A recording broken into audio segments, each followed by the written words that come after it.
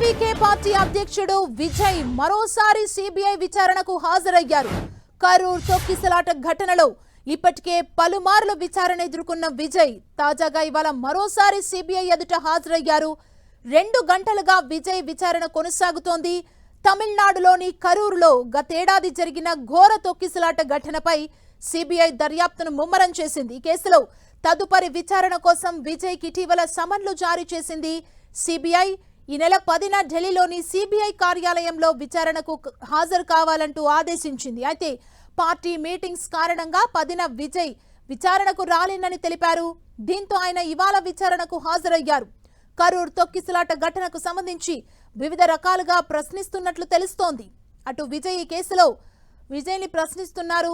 మూడోసారి ప్రశ్నించడం జరుగుతోంది. గతంలో జనవరి 12, 19 తేదీల్లో విజయ్ని సుదీర్ఘంగా ప్రశ్నించిన సిబిఐ తాజాగా సేకరించిన కొత్త సాక్ష్యాధారాల ఆధారంగా మరికొన్ని వివరాలను కోరనుంది. 2025 సెప్టెంబర్ 27న విజయ్ నిర్వహించిన రాజకీయ కార్యక్రమంలో తొక్కిసలాట జరిగింది. ఈ ఘటనలో 41 మంది ప్రాణాలు కోల్పోగా వందలాది మంది గాయపడ్డారు. తొలుత ఈ కేసును పోలీసులు విచారించినప్పటికీ బాధితుల కుటుంబాలకు న్యాయం జరగాలని, దర్యాప్తు నిష్పాక్షపాతంగా ఉండాలంటూ సుప్రీంకోర్టు ఆదేశించడంతో ఈ కేసును సిబిఐకి బదిలీ అయింది. సభ నిర్వహణలో తగిన జాగ్రత్తలు తీసుకోలేదని, భద్రతాపరమైన లోపాలున్నాయన్న ఆరోపణలు రావడంతో సుప్రీంకోర్టు స్వయంగా పర్యవేక్షక కమిటీని ఏర్పాటు చేసి దర్యాప్తును పర్యవేక్షిస్తోంది. ర్యాలీ నిర్వహణకు ముందు పోలీసుల నుంచి పొందిన అనుమతులు, సభ నిర్వహణలో పార్టీ వాలంటీర్ల సమన్వయం, విజయ్ రాకలో జరిగిన ఆలస్యం వంటి అంశాలపై సిబిఐ విచారణ చేపట్టింది. ఇదే అంశానికి సంబంధించి మరింత సమాచారం మా ప్రతినిధి గోపి అందిస్తారు. గోపి,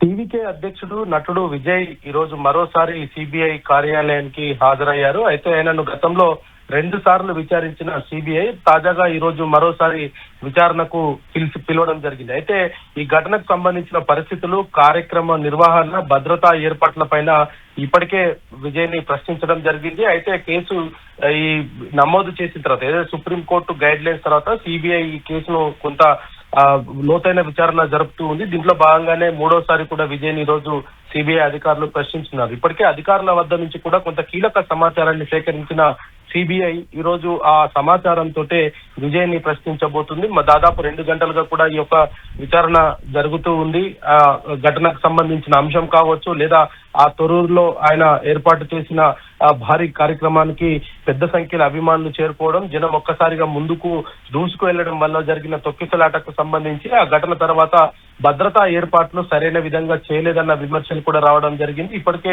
విజయ్ స్టేట్మెంట్ ని 2 సార్లు రికార్డ్ చేసిన సిబిఐ అధికారులు ఈ రోజు మరోసారి ఆయన స్టేట్మెంట్ ని రికార్డు చేయబోతున్నారు. అయితే ఈ ఘటనకు సంబంధించి ఆయన కార్యక్రమానికి ఆలస్యం అవడంతో అభిమానుల్లో కొంత ఆవేదన, ఆక్రోశం తోటి ముందుకు దూసుకు వెళ్లారు. ఆయనను చూసే ప్రయత్నం కోసం ఈ అభిమానులంతా ఒక్కసారిగా ఎగబడ్డారు అనేది కూడా పోలీసులు ప్రాథమికంగా రిపోర్ట్ ఇవ్వడం జరిగింది. అయితే భారీ సంఖ్యలో ఈ బహిరంగ సభకు అనుకున్న స్థాయి కంటే ఎక్కువ జనం వచ్చే అవకాశం ఉంది అనేది తాను ముందే అధికారులకు సూచించినట్టు, దానికి తగ్గట్టుగా అధికారులు ఏర్పాట్లు చేయడంలో విఫలమైనట్టుగా కూడా విజయ్ గత సుప్రీంకోర్టు విచారణ సందర్భంగా కోర్టుకు కూడా తెలియజేయడం జరిగింది. సో ఈ రోజు కూడా సిబిఐ అధికారులు ఎటువంటి ప్రశ్నలు అడుగుతారు, ఒకవేళ గతంలో ఏదైతే తమిళనాడులో పోలీస్ అధికారులు ఇచ్చిన ఇన్ఫర్మేషన్ ఆధారంగా, లేదా సిబిఐ అధికారులు ఇప్పటికే సేకరించిన సమాచారం, ఈ రెండింటిని ఆధారంగా చేసుకొని విజయ్ ని ప్రశ్నించే అవకాశాలు అయితే కనపడుతున్నాయి. తొక్కిసలాటలో భారీగా చాలా మందికి కూడా గాయాలవ్వడము,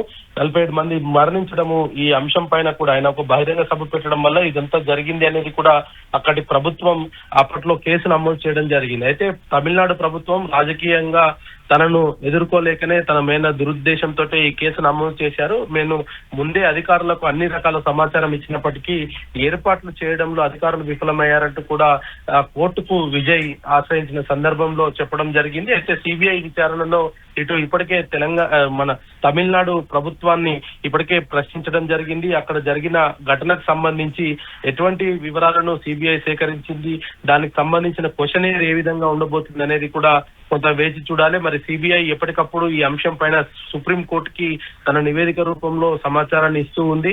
మరి ఈ రోజు విజయ్ ఇచ్చే సమాచారం మేరకు మరికొంతమంది అధికారులను పిలిచి కూడా సిబిఐ విచారించే అవకాశాలు ఉన్నాయి. Thank you Gopi.